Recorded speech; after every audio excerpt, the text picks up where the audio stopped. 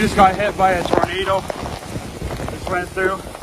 It just crushed the shop, crushed the barn. We're okay. We got the boys down there below the stairs. Our house seems relatively okay. There was no damage inside. The barn and shop, they're gone.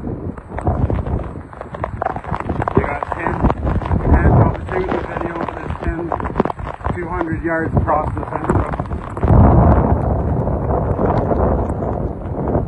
I'm gonna need somewhere to put my horses.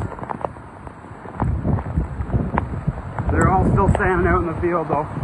But as you can see, there's a shop here, the log building off the end of it. There's a shed here that held a little bit of lumber. It used to be the old pig shop, or pig shed. And then there's the main barn here. And then where I kept the hay, just in the old loft. That building. But it picked up that hay feeder and threw it through the fence. Anyways, the horses seem good. I can run over and close this gate because there's still hopefully electric fence out there, but I'd be shocked if there was.